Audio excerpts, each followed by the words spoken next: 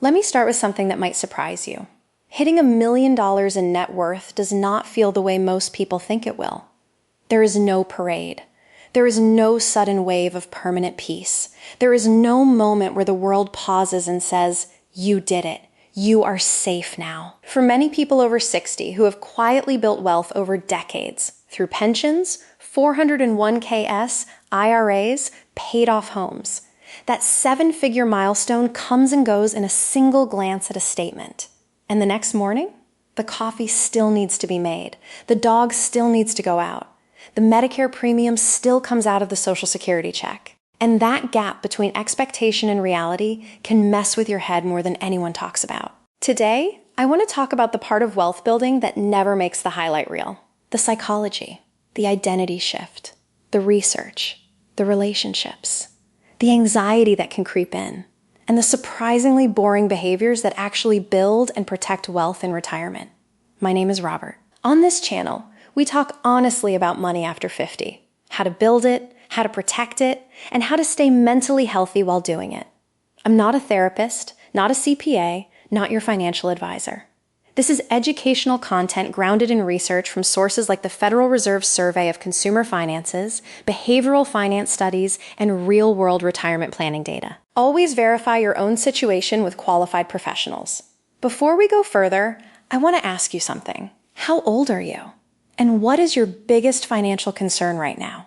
Medical bills, prescriptions, property taxes, helping adult children, caregiving, market volatility, scams? Put it in the comments. I read them.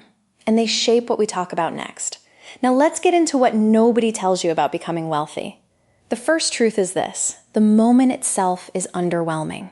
For years, sometimes 30 or 40 years, you're working, saving, contributing to a 401k, resisting lifestyle upgrades, paying down a mortgage. You imagine there will be a day when you open your account and see 7 figures and feel completely different.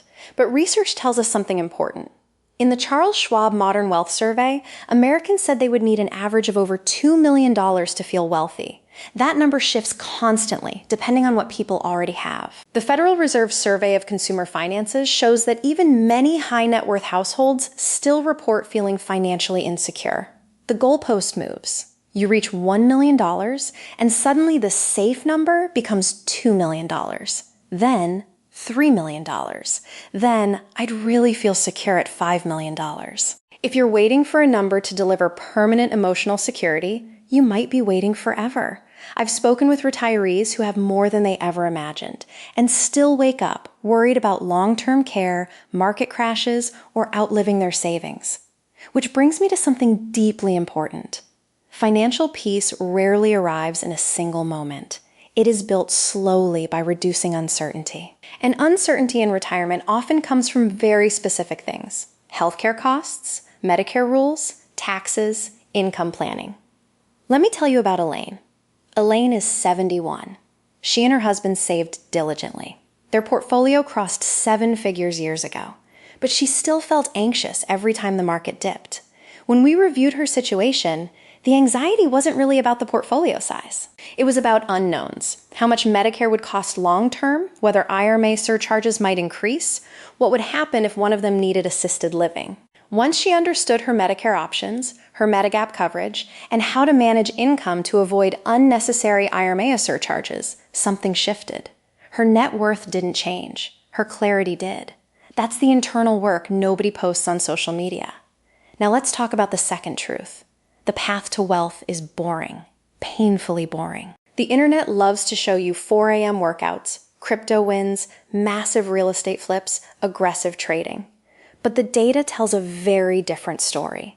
The research from Thomas Stanley and William Danko in the Millionaire Next Door, still supported by more recent surveys, shows that most millionaires in America are first-generation wealth builders. Around 80% used workplace retirement plans like 401ks. Very few credited individual stock picking as the key. The strategy? Automatic contributions. Living below their means. Avoiding catastrophic mistakes. Staying invested through downturns. Paying off debt methodically. That's it. No fireworks. Just repetition. And here's something critical for anyone still building or recently retired. The first $100,000 is the hardest. Before compounding kicks in, it feels like you're pushing a boulder uphill. At a 7% average annual return, $100,000 generates $7,000 a year. At $500,000, that's $35,000. At $1 million, that's $70,000. The portfolio starts doing real work. That acceleration comes later. But in the beginning, it feels slow. If you're in that stage, that frustration is normal. Now here's the third truth. High income does not equal wealth. And this matters deeply in retirement planning. I have seen retirees who earn $250,000 a year struggle financially because they never built a gap between income and expenses. And I have seen couples who earned under $100,000 consistently, saved 20% automatically, avoided lifestyle inflation, and entered retirement far more secure. Wealth is not what you earn. It is what you keep. It is the gap between income and expenses. And that gap becomes even more critical once you're retired, because now the income may be fixed. Social Security, pension, required minimum distributions. Lifestyle inflation in retirement often looks like this: upgrading the house right after retiring, buying 2 new cars at once, helping adult children without boundaries. The math gets tight quickly. Now I want to pause for a moment. If this conversation is helping you think more clearly about retirement, not just financially, but emotionally, please like this video and subscribe. And stay with me, because the #1 hidden stressor in wealth building after 60 is coming up. Here's the fourth truth. Money can create new anxieties. Behavioral finance research shows that as net worth increases, fear of loss often increases with it. A 20% market drop feels very different when you have $1.2 million invested versus $40,000. That's $240,000 on paper. The emotional weight grows, and complexity grows too. Tax planning, estate planning, IRMAA thresholds, RMD timing, Medicare plan choices, long-term care planning. More money often means more decisions. Decision fatigue is real. That's why many retirees benefit from a fee-only fiduciary advisor. Not because they can't manage money, but because it reduces cognitive load and anxiety. Now let's talk about something even more personal. Wealth can shift relationships. Not always, but sometimes. I've spoken to retirees whose friends suddenly treated them differently once they sold a business or downsized from a large home with significant equity. Requests for loans, subtle comments about "you can afford it," assumptions about financial support. Research published in the Journal of Economic Psychology has found that income and wealth disparities among peers can create real social friction. The wealthier individual often manages that tension quietly. That can feel lonely. And if you don't expect it, it can sting. Money is a magnifying glass. It magnifies generosity. It magnifies insecurity. It magnifies character, yours and others. If you know that going in, you're better prepared. Now let's pivot to something empowering.